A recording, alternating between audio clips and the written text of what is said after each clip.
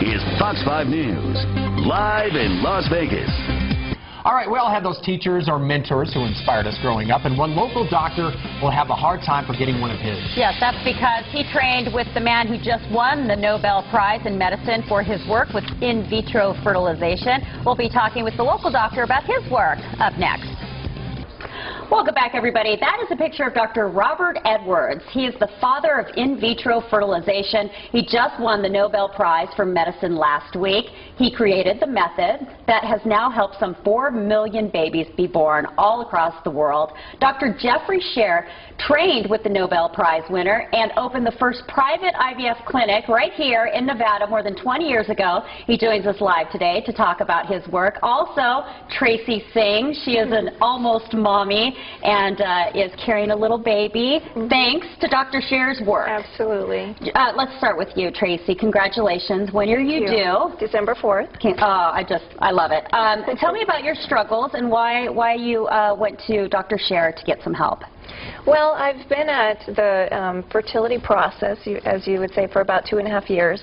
And Dr. Scher was not the first doctor I went to, but I was so glad to have found him in his practice. It was an amazing transition for me, and I'm just so grateful. I'm just so grateful and thankful for him and all of his staff. And we're here with the baby, so on the way. We're really excited. Dr. Scher, that just must make you, I mean, with all the work that you do and with how many babies you've seen come into this world with your help, it doesn't get old, I would think, right? It's always a thrill, and it's a delight, and Tracy, and she's a delight as well. Is it just me, or am I hearing more about fertility problems or more women going to IVF to help them get the family that they desperately want? More women are going to IVF as a first approach, because many of the things we used to believe could be treated by alternative methods like inseminations really don't work, especially when there's male factor infertility that's severe and many causes of female infertility.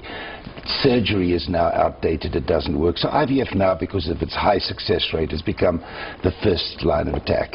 And it's amazing that you actually worked with this doctor who just won the Nobel Prize for medicine. It was more than 30 years ago that he developed this method. I didn't realize that you were the first doctor to open a private clinic here in the States in Reno. What was that like 30 years ago, coming in and saying, hey, I want to help women have babies?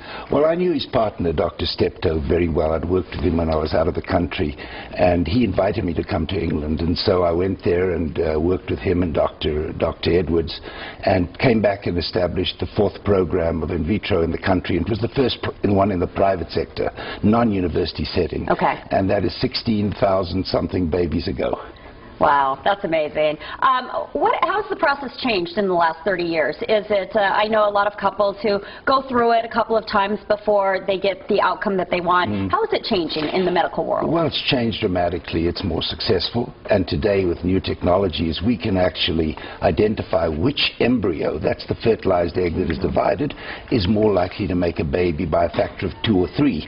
That way, we don't have to put back as many, and we can avoid the octomom scenario. Yes, the multiples. We really have to avoid multiples. That's a real scourge and causes lots of problems for families and individuals. So it's changed a lot, and there have been new technologies that have emerged and helped this whole process tremendously.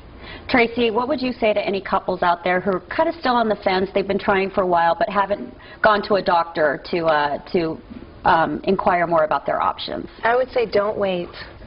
And I think there's a lot of privacy around this issue and a lot of embarrassment, and I think it's just like any other medical process. I think there's nothing to be ashamed of, there's nothing to be afraid of, but definitely seek help early. You know, he knows very well you're on a timeline, and for us women especially, our eggs are aging by the day, and if you're thinking about it, do something now. Very good. Congratulations again. I'm so excited for you. Dr. Scher, thank you for coming in and telling us about your work as well. Thank you very much. It's a pleasure. Thank you. Ted?